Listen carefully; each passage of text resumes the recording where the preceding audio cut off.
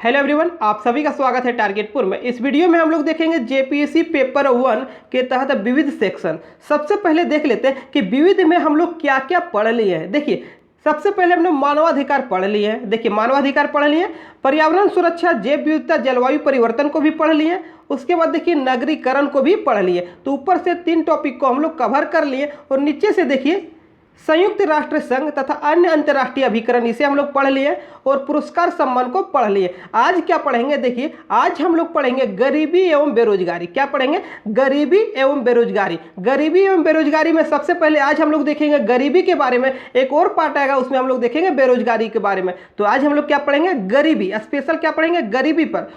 देखिए, बच क्या जाएगा? खेल बचेगा और आपदा प्रबंधन बच जाएगा। इन दोनों टॉपिक्स को हम लोग बहुत जल्द कवर कर लेंगे। इन सभी वीडियो को आप लोग नहीं देखे, मानवाधिकार, पर्यावरण, नगरीकरण, पुरस्कार सम्मान, संयुक्त राष्ट्र नहीं देखे तो लिंक डिस्क्रिप्शन में मिल जाएगा। आप तो आप लोग प्ले लिस्ट में जाकर देख सकते हैं। साथ ही इस चैनल पर यदि आप नए हैं तो चैनल को सब्सक्राइब कर लें, वीडियो को ज़्यादा से ज़्यादा शेयर करें और लाइक करना नहीं भूलें। यदि इसका नोट्स किसी को चाहिए, जेपीसी पेपर 1 मिसलिनियस विविध का नोट्स किसी को चाहिए, नोट्स में क्या क्या रहेगा, जितना भी टॉपिक आप लोग देख रहे हैं 8 टॉपिक्स रहेगा, एक एक पर एकदम सेपरेट नोट्स बना है। मानवाधिकार का अलग, पर्यावरण का अलग, नगरीकरण का अलग। आप लोग इस नोट्स को प्राप्त करने के लिए दिए गए व्हाट्सएप नंबर पर आप लोग संपर्क कर सकते हैं। 9631926220 9631926220। मात्र 150 रुपया फी है। इसके साथ आपको एग्रीकल्चर का भी नोट्स मिलेगा, एग्रीकल्चर एंड टेक्नोलॉजी डेवलपमेंट। यहाँ से 6 क्वेश्चन पूछा जाएगा और 20 से 15 क्वेश्चन, कुल 21 क्वेश्चन कवर होगा ये नोट्स से। यदि आप इस नोट्स को बाय करना चाहते हैं, मात्र 150 रुपया फी है। 9631926220 इस नंबर पर आप लोग जेपीसी पेपर 1 लिखकर मैसेज कीजिए। और पेपर 2 का कंप्लीट नोट्स मिल रहा है, प्रैक्टिस सेट मिल रहा है, टेस्ट सीरीज मिल रहा है। किसी को बाय करना है तो वही नंबर है 9631926220 पर संपर्क कर सकते हैं। पेपर 1 का नोट्स, पेपर 2 का notes, practice set, test series, किसी भी तरह का जानकारी के लिए दिए गए व्हाट्सएप नंबर पर आप लोग संपर्क कर सकते हैं। साथ ही साथ आप लोग को Jharkhand current affairs special 600 question मिलेगा, 600 प्लस क्वेश्चन, सिलेक्टेड क्वेश्चन मिलेगा झारखंड करंट अफेयर्स का 2020 से लेकर 2021 के मार्च तक, 2020 कंप्लीट 2021 मार्च तक 600 प्लस क्वेश्चन, सिलेक्टेड क्वेश्चन मिलेगा झारखंड करंट अफेयर्स का। यदि इसे आप लोग बाय करना चाहते हो तो वही व्हाट्सएप नंबर है, आप लोग व्हाट्सएप नंबर पर संपर्क कर सकते हैं। तो लेट नहीं करते हुए शुरू करते हैं आज का टॉपिक। क्या पढ़ेंगे हम लोग आज? देखिए, गरीबी एवं बेरोजगारी। गरीबी एवं बेरोजगारी में सबसे पहले पढ़ेंगे गरीबी के बारे में। तो चलिए शुरू करते हैं। अब यहाँ से आप लोग एक पॉइंट को भी मिस नहीं कीजिएगा, वीडियो को स्किप नहीं कीजिएगा, ध्यान से सुनिएगा क्या बोल रहे हैं और हो सके तो कॉपी कलम लेके बैठिए। जो भी पॉइंट लगे आप लोग को लिखना चाहिए, नोट डाउन कर सकते हैं, नहीं तो आप लोग पीडीएफ प्राप्त कर सकते हैं। तो चलिए शुरू करते हैं आज गरीबी के बारे में। अगला पार्ट बनेगा बेरोजगारी। तो चलिए देखते हैं। सबसे पहले हम लोग शुरू करेंगे गरीबी। गरीबी होता क्या है? वाकई में गरीबी है क्या? मान लीजिए कोई किसी व्यक्ति को भोजन नहीं मिल रहा है, किसी व्यक्ति को भोजन नहीं मिल रहा है, तो क्या वह गरीबी है? गरीबी नहीं है। किसी व्यक्ति को भोजन नहीं मिलना गरीबी नहीं है, वह भूखमरी है। गरीबी से भी बदतर अवस्था होती है भूखमरी की। आप लोग याद रखिएगा, किसी व्यक्ति को भोजन नहीं मिलना वह गरीबी नहीं है, वह भूखमरी है। और गरीबी से बदतर अवस्था होती है भूखमरी। तो चलिए गरीबी क्या है? देखिए गरीबी क्या है। किसी व्यक्ति को उसके मूलभूत आवश्यकताओं जैसे रोटी, कपड़ा और मकान की पूर्ति नहीं हो पाता है, उस अवस्था को गरीबी कहते हैं। गरीबी एक सामाजिक आर्थिक स्थिति है। क्या बोल रहा है? देखिए, कोई व्यक्ति है, उसके जो मूलभूत आवश्यकता है जैसे रोटी, कपड़ा और मकान, यही फुलफिल नहीं हो रहा है तो उसे हम लोग गरीबी अवस्था कहेंगे। रोटी, कपड़ा और मकान, मूलभूत आवश्यकता की पूर्ति नहीं होना गरीबी कहलाता है। लेकिन जैसे जैसे आप लोग वीडियो में आगे बढ़िएगा, जैसे जैसे वीडियो में आगे बढ़िएगा, आप लोग देखिएगा कि गरीबी की परिभाषा चेंज हो जाएगा। गरीबी की परिभाषा चेंज हो जाएगा। अभी हम लोग क्या देखें? मूलभूत आवश्यकता की पूर्ति नहीं होना गरीबी कहलाता है। गरीबी कहलाता है, तो उस अवस्था को हम लोग गरीबी कहते हैं। यही देखें, लेकिन जैसे जैसे आगे बढ़िएगा देखिएगा कि गरीबी के नया नया परिभाषा देखने को मिलेगा। तो चलिए आगे देखते हैं। देखिए 21वीं सदी में बात करें तो, यदि हम लोग 21वीं सदी में बात करें तो शिक्षा, स्वास्थ्य सुविधा, गरिमापूर्ण जीवन यापन इत्यादि का अभाव गरीबी के अंतर्गत आता है। सिर्फ मूलभूत आवश्यकता का फुलफिल हो जाना गरीबी नहीं है। अब देखिए 21वीं सदी में हम लोग बात करें तो स्वास्थ्य सुविधा होना चाहिए, शिक्षा बेहतर होना चाहिए, गरिमापूर्ण जीवन होना चाहिए। ऐसा नहीं कि उस व्यक्ति का कोई वैल्यू नहीं हो, एक गरिमापूर्ण जीवन यापन होना चाहिए। यदि इन सब का अभाव है, यदि शिक्षा का अभाव है, स्वास्थ्य सुविधा का अभाव है, गरिमापूर्ण जीवन नहीं है, तो इन सभी का अभाव गरीबी के अंतर्गत आता है। 21वीं सदी का बात हो रहा है। देखिए 21वीं सदी का बात हो रहा है, मतलब वर्तमान समय की बात हो रहा है कि यदि वर्तमान समय में शिक्षा नहीं मिले, स्वास्थ्य सुविधा नहीं मिले, गरिमापूर्ण जीवन नहीं हो, यदि इन सभी का अभाव है तो गरीबी के अंतर्गत आता है। आगे देखिए क्या है, गरीबी उन वस्तुओं की पर्याप्त आपूर्ति नहीं हो पाना, उन वस्तुओं की पर्याप्त आपूर्ति नहीं हो पाना। कौन वस्तु? देखिए जो किसी व्यक्ति या उसके परिवार को स्वास्थ्य और कुशलता को बनाए रखने में आवश्यक हो। यदि उसे स्वास्थ्य सुविधा नहीं मिल रहा हो, ऐसा नहीं कि उसे रोटी मिल गया, कपड़ा मिल गया, मकान मिल गया, शिक्षा मिल गया, यदि स्वास्थ्य सुविधा नहीं मिला तो वो भी गरीबी के अंतर्गत आता है। चलिए आगे देखते हैं। अब हम लोग देखेंगे महत्वपूर्ण कथन, किस व्यक्ति ने गरीबी पर क्या कहा है। तो सबसे पहले देखते हैं रैगनर नरकसे ने क्या कहा है। कोई व्यक्ति गरीब है क्योंकि वह गरीब है। यह कथन किसका है? रैगनर नरकसे। आप लोग याद रखिएगा, रैगनर नरकसे ने क्या कहा है कि कोई व्यक्ति गरीब है क्योंकि वह गरीब है। इस पॉइंट को इतने समझिए, ज़्यादा समझिएगा तो वीडियो यहीं 10 मिनट खींच जाएगा। इसलिए विविध में वही पढ़ना है, बेसिक जानकारी, ज़्यादा आप लोग को इसमें गहन अध्ययन नहीं करना है। गरीबी क्षमताओं का अभाव है। किसने कहा? अमर्त्य सेन ने कहा। किसने कहा? अमर्त्य सेन ने क्या कहा है? गरीबी क्षमताओं का अभाव है। वह व्यक्ति जिसकी प्रतिदिन आय 1.9 अमेरिकी डॉलर से कम हो वह गरीब व्यक्ति है। किसने कहा? विश्व बैंक ने कहा है। वह व्यक्ति जिसकी प्रतिदिन आय 1.9 अमेरिकी डॉलर से कम हो वह व्यक्ति गरीब व्यक्ति कहलाता है। तो किसने कहा है? विश्व बैंक ने, याद रखिएगा। चलिए आगे देखिए। गरीबी निम्नतम जीवन स्तर प्राप्त करने की असमर्थता है। देखिए प्राप्त करने, या छूट गया एक वर्ड, लिख लीजिए। गरीबी निम्नतम जीवन स्तर प्राप्त करने की असमर्थता है। किसने कहा है? वर्ल्ड डेवलपमेंट रिपोर्ट 1990 में कहा गया। वर्ल्ड डेवलपमेंट रिपोर्ट के अनुसार गरीबी निम्नतम जीवन यापन स्तर प्राप्त करने की यह समर्थता है। तो चलिए आगे देखते हैं। भारत में सर्वप्रथम 1878 में दादा भाई नौरोजी ने गरीबी का मापदंड तैयार किया। देखिए भारत में सर्वप्रथम किसने गरीबी का मापदंड तैयार किया? तो दादा भाई नौरोजी ने 1978 में। और इसके अनुसार जो हर साल 16 से 35 रुपया नहीं कमाता हो, देखिए क्या बोला है, दादा भाई नौरोजी ने 1878 में गरीबी का मापदंड तैयार किया। इसके अनुसार हर साल जो कोई हर साल 16 से 35 रुपया नहीं कमाता हो वह गरीब है, जिसका जिक्र पुस्तक poverty and un British rule in India में किया है। आप लोग ध्यान से सुनिए। देखिए सर्वप्रथम गरीबी का मापदंड किसने तैयार किया? दादा भाई नौरोजी ने। कब? 1878 में। क्या कहा कि जो व्यक्ति हर साल, प्रत्येक साल 16 से 35 रुपया नहीं कमाता हो, 1878 का बात किया जा रहा है, ये नहीं समझिएगा 2021, 1878 का बात है। जो हर साल 16 से 35 रुपया नहीं कमाता हो वह व्यक्ति गरीब है, जिसका जिक्र पुस्तक poverty and un British rule India में किया गया है। चलिए आगे देखते हैं। वर्ष 1938 में सुभाष चंद्र बोस द्वारा जवाहरलाल नेहरू की अध्यक्षता में राष्ट्रीय योजना समिति का गठन किया गया था और इसमें पोषण के आधार पर गरीबी का निर्धारण किया गया। अभी आप लोग देखें 1878 में दादा भाई नौरोजी ने क्या मापदंड दिया? आप लोग देखें अभी क्या मापदंड दिया? 16 से 35 रुपया, 16 से 35। लेकिन 1938 में सुभाष चंद्र बोस द्वारा पंडित जवाहरलाल नेहरू की अध्यक्षता में राष्ट्रीय योजना समिति का गठन किया गया, जिसमें पोषण के आधार, किस पर? पोषण पर बल दिया गया। पोषण को आधार मानकर गरीबी रेखा का निर्धारण किया गया। तो चलिए आगे देखते हैं। देखिए 1944 में बॉम्बे प्लान का गठन हुआ। 1944 में बॉम्बे प्लान का गठन हुआ और इसके अनुसार कोई व्यक्ति एक साल में यदि 75 रुपया नहीं कमाता तो वह व्यक्ति गरीब कहलाएगा। बॉम्बे प्लान के अनुसार एक वर्ष में कोई व्यक्ति 75 रुपया नहीं कमाता हो, एक साल में कोई व्यक्ति 75 रुपया नहीं कमाता तो वह व्यक्ति गरीब है। तो चलिए आगे देखते हैं। आज़ादी के बाद सर्वप्रथम 1962 में एक विशेष समूह का गठन किया गया। इसे योजना आयोग विशेष समूह के नाम से जाना जाता है। इसके अनुसार ग्रामीण क्षेत्रों में 20 रुपया प्रति व्यक्ति प्रति वर्ष से आय और शहरी क्षेत्रों में 25 रुपया प्रति वर्ष प्रति व्यक्ति आय न हो तो गरीब है। देखिए, आज़ादी की बात सर्वप्रथम 1962 में एक विशेष समूह का गठन किया गया। उस समूह का क्या नाम है? योजना आयोग विशेष समूह। और इसके अनुसार ग्रामीण क्षेत्रों में एक साल में यदि कोई व्यक्ति 20 रुपया नहीं कमाता हो और शहरी क्षेत्रों में एक साल में कोई व्यक्ति 25 रुपया नहीं कमाता है तो वह व्यक्ति गरीब कहलाएगा। 1971 में पहली बार वैज्ञानिक तरीकों से गरीबी रेखा का निर्धारण किया गया।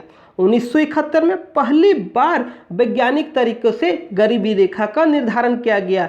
देखिए, जिसमें नेशनल सैंपल सर्वे NSSO के उपभोग खर्च के आंकड़ों का इस्तेमाल किया गया। इसे देखिए VMN रथ भी कहा जाता है, VMN रथ भी कहा जाता है। इसके बारे में आगे देखेंगे। देखिए, सर्वप्रथम वैज्ञानिक तरीकों से अध्ययन किया गया 1971 में। गरीबी रेखा का निर्धारण करने के लिए 1971 में पहली बार वैज्ञानिक तरीका यूज किया गया, जिसमें क्या यूज किया गया? उपभोग के आधार, मतलब एक साल में कोई व्यक्ति कितना खर्च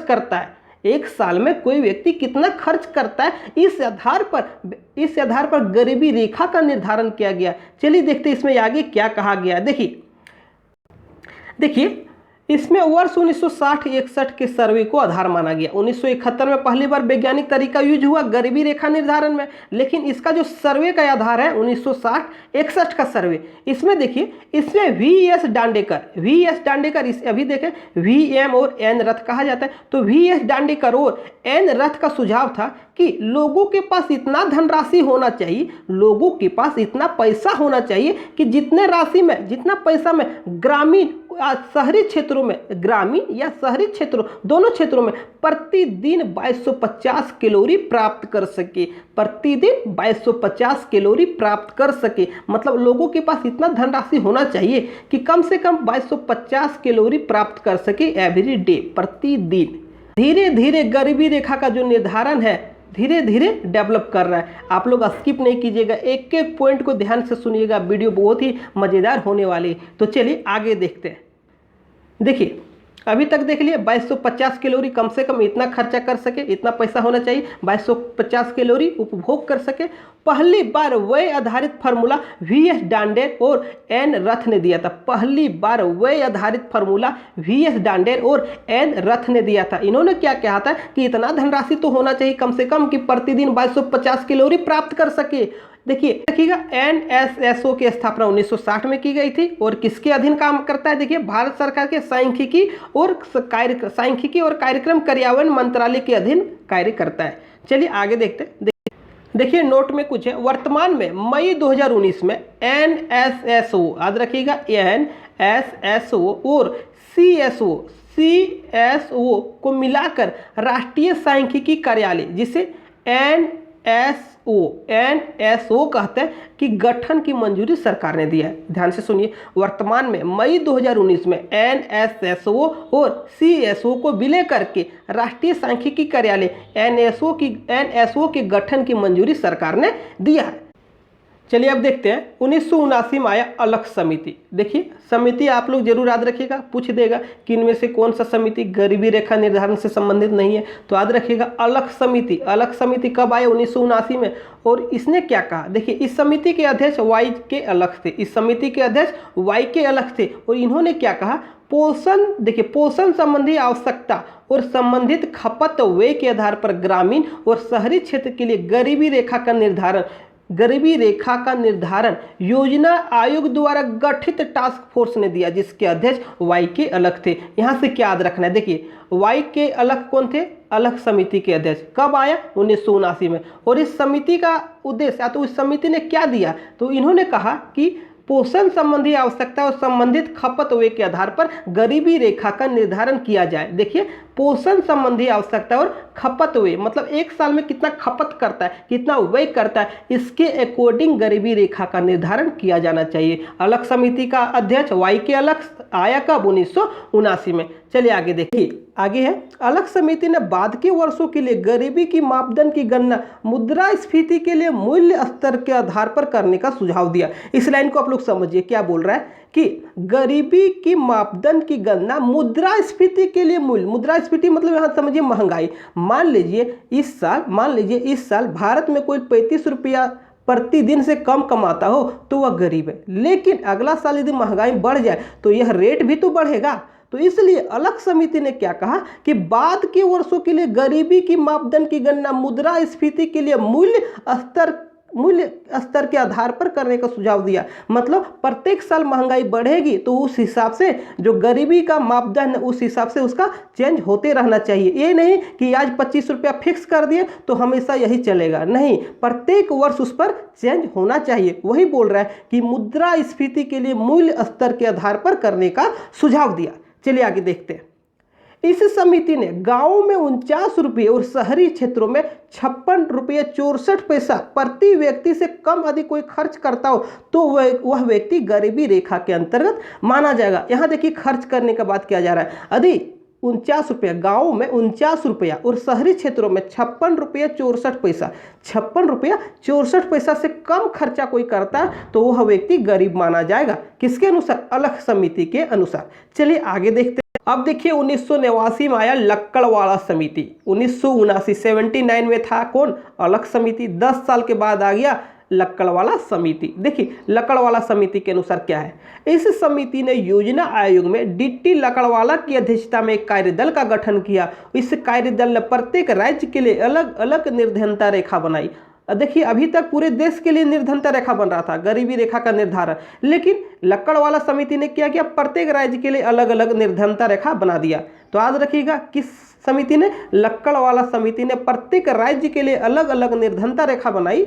और देखिए इस समिति ने शहर के लोगों का मापदंड औद्योगिक श्रमिकों के उपभोक्ता मूल्य सूचकांक को एवं ग्रामीण लोगों में कृषि श्रमिकों के उपभोक्ता मूल्य सूचकांक को आधार माना। क्या बोल रहा है इस लाइन को समझिए। देखिए शहरी लोगों में, शहर के लोगों में जो मापदंड है किसको देखना होगा? औद्योगिक श्रमिक जो फैक्ट्री में काम करते हैं उनका दैनिक खर्चा कितना है, और ग्रामीण में जो कृषि कार्य करते हैं उन सभी का दैनिक खर्चा कितना है, इसको ध्यान में रखने के लिए कहा है लक्कड़वाला समिति ने। देखिए लक्कड़वाला समिति ने गाँव में प्रति माह 205 रुपया और शहरों में प्रति माह 281 रुपया प्रति व्यक्ति खर्च को गरीबी रेखा माना है। लक्कड़वाला समिति ने देखिए क्या बोला है कि 205 रुपया प्रति माह गाँव में और शहरों में 281 रुपया प्रति माह से यदि कोई कम खर्चा करे तो इसे गरीब माना जाएगा। तो अभी देखें लक्कड़वाला समिति। अब आया सुरेश तेंदुलकर समिति 2009। इस समिति ने देखिए इस समिति के द्वारा कैलोरी के स्थान पर प्रति व्यक्ति मासिक खर्च को आधार माना है। इस समिति ने शहरी क्षेत्रों में 1000 रुपया प्रति व्यक्ति प्रति माह तथा ग्रामीण क्षेत्रों में 816 रुपया प्रति व्यक्ति प्रति माह से कम खर्चा करने वाले लोगों को गरीब माना है। देखिए क्या बोला है कि प्रति व्यक्ति प्रति माह यदि शहर में 1000 रुपया से कम खर्चा करता है और ग्रामीण क्षेत्रों में 816 रुपया से कम खर्चा करता है एक माह में तो वह व्यक्ति गरीब माना जाएगा। इस समिति के अनुसार देखिए 21.9% लोग गरीब है। 2009 में आया सुरेश तेंदुलकर समिति, उसके अनुसार 21.9% लोग गरीब है। 2009 की बात हो रहा है। चलिए आगे देखते हैं। अब देखिए 2012 में आया सी रंगराजन समिति। 2012 में आया सी रंगराजन समिति। योजना आयोग द्वारा गठित इस समिति ने शहरी क्षेत्रों में 1407 रुपया प्रति व्यक्ति प्रति माह और ग्रामीण क्षेत्रों में 972 रुपया प्रति व्यक्ति प्रति माह से कम खर्चा करता हो तो वह व्यक्ति गरीब माना जाएगा। 2012 में क्या है देखिए योजना आयोग द्वारा गठित इस समिति ने शहरी क्षेत्रों में देखिए 1407 रुपया प्रति व्यक्ति प्रति माह और ग्रामीण क्षेत्रों में 972 रुपया प्रति व्यक्ति प्रति माह से कम खर्चा करता है तो वह व्यक्ति गरीब माना जाएगा। वर्तमान में गरीबी रेखा का निर्धारण सी रंगराजन समिति का ही मान्य है। वर्तमान समय में अभी की बात किया जा रहा है कि वर्तमान में गरीबी रेखा का निर्धारण सी रंगराजन समिति का ही मान्य है। अब आगे देखिए सी रंगराजन समिति ने पोषण पर ध्यान दिया और इसके अनुसार शहरी क्षेत्रों में 290 कैलोरी प्रतिदिन, ग्रामीण क्षेत्रों में 2155 कैलोरी प्रतिदिन से कम खपत है तो वैसे क्षेत्र गरीबी रेखा के अंदर माने जाएंगे। प्रोटीन की बात किया तो शहरी क्षेत्रों में 48 ग्राम होना चाहिए, ग्रामीण क्षेत्रों में 50 ग्राम। और देखिए वसा की बात किया जाए तो शहरी क्षेत्रों में 28 ग्राम और ग्रामीण क्षेत्रों में 26 ग्राम होना चाहिए। इसी समिति के अनुसार 2011-12 में भारत की कुल जनसंख्या में 29.5% लोग गरीब थे। 2011-12 में भारत की कुल जनसंख्या में 29.5% लोग गरीब थे। वर्तमान में बात करें, देखिए 2019-20 का डाटा है, तो भारत में ग्रामीण इलाकों में रहने वाले कुल जनसंख्या का 1/4 अर्थात 25% से अधिक आबादी गरीबी रेखा के नीचे रहते हैं। भारत की कुल जनसंख्या में जितने लोग ग्रामीण क्षेत्रों में रहते हैं उनमें से 25% लोग गरीबी रेखा के नीचे रहते हैं। आगे देखिए, शहरी क्षेत्रों में गरीबी रेखा के नीचे रहने वाले की आबादी 13.7% है। 2019-20 का डाटा है। भारत में गरीबी डाटा का जो प्रकाशन है कौन करता है, तो याद रखिएगा सांख्यिकी और कार्यक्रम क्रियान्वयन मंत्रालय, सांख्यिकी और कार्यक्रम क्रियान्वयन मंत्रालय। और डाटा इसके पास कहां से आता है, तो डाटा देखिए कहां से आता है, एनएसएसओ जारी करता है। एनएसएसओ हम लोग पीछे पढ़ चुके हैं। देखिए, और गरीबी डाटा का जारी करने का काम कौन करता है, तो नीति आयोग करता है। याद रखिएगा, डाटा जारी करने का काम कौन करता है, तो नीति आयोग। डाटा आता कहां से, एनएसएसओ देता है। किसको देता है, सांख्यिकी और कार्यक्रम क्रियान्वयन मंत्रालय को। चलिए आगे देखते। देखिए आगे, गरीबी की प्रकार। गरीबी दो तरह का होता है, एक निरपेक्ष गरीबी होता है सापेक्ष गरीबी। निरपेक्ष गरीबी विकासशील देश में होता है और सापेक्ष गरीबी विकसित देशों में होता है। निरपेक्ष विकासशील में, सापेक्ष विकसित देशों में। तो भारत में किस प्रकार की गरीबी है, निरपेक्ष गरीबी। भारत एक विकासशील देश है। देखिए निरपेक्ष गरीबी, इस प्रकार की गरीबी मुख्यतः विकासशील देश में होता है। इसमें जो व्यक्ति या कोई समुदाय गरीबी रेखा के नीचे रहते हैं तो उसे निरपेक्ष गरीबी कहा जाता है। इस अवस्था में व्यक्ति की बुनियादी आवश्यकता जैसे स्वास्थ्य, भोजन, पेयजल, आवास, सूचना, शिक्षा का अभाव होता है। चलिए आगे देख लेते हैं। अब देखिए सापेक्ष गरीबी, यह सामान्य अर्थों में आय की असमानता को दर्शाता है। इस संबंध में विभिन्न वर्गों या देश के निर्वाह स्तर पर या प्रति व्यक्ति आय की तुलना करके गरीबी का पता लगाया जाता है। सापेक्ष गरीबी देखिए, सापेक्ष गरीबी में क्या होता है कि प्रत्येक व्यक्ति का आय अलग अलग होता है। आय में असमानता है, ऐसा नहीं कि प्रत्येक व्यक्ति एक ही जैसा कमाता होगा, ये भी जरूरी नहीं है। इस संबंध में विभिन्न वर्गों या देशों की निर्वाह स्तर या प्रति व्यक्ति की आय तुलना किया जाता है ताकि गरीबी का पता लग सके। सापेक्ष गरीबी देखें और निरपेक्ष गरीबी देखें। आगे देख लेते हैं। देखिए पहले बताया कि सापेक्ष गरीबी विकसित देशों में ज़्यादा होता है और नीचे दिया गया पॉइंट ये सब आप लोग के लिए उतना जरूरी नहीं है, इसलिए हम इसे स्किप कर रहे हैं। चलिए आगे देख लेते हैं। आप लोग नोट में याद रख सकते हैं, भारत का जो झारखंड राज्य है, भारत का झारखंड राज्य बहुआयामी गरीबी को सबसे तेजी से हटाने वाला राज्य है। बहुआयामी गरीबी को सबसे तेजी से हटाने वाला राज्य बना है। देखिए भारत सरकार गरीबी से निपटने के लिए क्या क्या रणनीति अपना रहे हैं, तो याद रखिएगा सबसे पहला है ट्रिकल डाउन दृष्टिकोण। ट्रिकल डाउन दृष्टिकोण, इसके अनुसार देश की जीडीपी पर फोकस किया जाएगा। पहली, दूसरी और तीसरी पंचवर्षीय योजना में यही सिद्धांत था, ट्रिकल डाउन दृष्टिकोण। श्रम रोजगार का दृष्टिकोण, देखिए विभिन्न योजनाओं के माध्यम से लोगों को ज़्यादा से ज़्यादा रोजगार दिए जा रहे हैं, इसमें मनरेगा भी आते हैं। देखिए आगे विभिन्न तरह की योजनाएं भी चलाई गई हैं। देखिए नेहरू रोजगार योजना, काम के बदले अनाज योजना, स्वर्ण जयंती रोजगार योजना, संपूर्ण ग्रामीण रोजगार योजना, महात्मा गांधी राष्ट्रीय रोजगार गारंटी योजना आदि मनरेगा इसी के अंतर्गत आती है। स्वरोजगार के लिए स्वर्ण जयंती ग्राम स्वरोजगार योजना, राष्ट्रीय ग्रामीण आजीविका मिशन, मुद्रा योजना आदि का संचालन किया जा रहा है। रियायती दरों पर खाद्यान्न उपलब्ध कराना, देखिए रियायती दरों पर खाद्यान्न उपलब्ध कराना, इसके माध्यम से जन वितरण प्रणाली दुकानों को संचालित किए जा रहे हैं। राष्ट्रीय खाद्य मिशन, अंत्योदय योजना इसी का भाग है। 2017 में नीति आयोग ने 2032 तक गरीबी दूर करने की योजना बनाया। भारत से 2032 तक गरीबी दूर कर देना किसका लक्ष्य है, नीति आयोग का लक्ष्य है। चलिए आगे देखते हैं। देश की गरीबी को पता लगाने के लिए नीति आयोग द्वारा अरविंद पनगड़िया के नेतृत्व में एक टास्क फोर्स का गठन किया गया और इस टास्क फोर्स का रिपोर्ट 2016 में आया, परंतु गरीबों की वास्तविक संख्या नहीं बताई गई। इसके बाद देखिए, उसके बाद सुमित्र बोस के नेतृत्व में एक टीम बना जिसका रिपोर्ट 2018 में आया। नीति आयोग ने गरीबी को दूर करने के लिए 2 क्षेत्रों पर ध्यान दिया। पहला योजनाएं और दूसरा है एमएसएमई। एमएसएमई नहीं पता है तो गूगल कर लीजिए। चलिए आगे देख लेते हैं। अन्य योजनाएं, देखिए अन्य योजनाओं में प्रधानमंत्री जन धन योजना शुरुआत हुआ 2014 में। उद्देश्य वित्तीय समावेशन, किसान विकास पत्र, यह फिक्स डिपॉजिट की तरह कार्य करते हैं जिसमें लोगों का जमा राशि 1 महीने में 100 महीने में 2 गुना हो जाता है। दीनदयाल अंत्योदय योजना 2014 में आया, उद्देश्य कौशल विकास के माध्यम से आजीविका के अवसरों में वृद्धि करना। अब देखिए मनरेगा आया, कब आया? 2006 में। महात्मा गांधी राष्ट्रीय रोजगार गारंटी अधिनियम, और केंद्र सरकार और राज्य सरकार में इसमें 90:10 का हिस्सेदारी है नरेगा में। तो इतना भी हम लोग देखें गरीबी से रिलेटेड। अब आगे देखेंगे बेरोजगारी। अभी हम लोग देखें गरीबी, अब देखेंगे आगे बेरोजगारी। तो आज के लिए बस इतना ही। वीडियो को शेयर कीजिएगा, लाइक कीजिएगा, चैनल पर नए तो चैनल सब्सक्राइब कीजिएगा।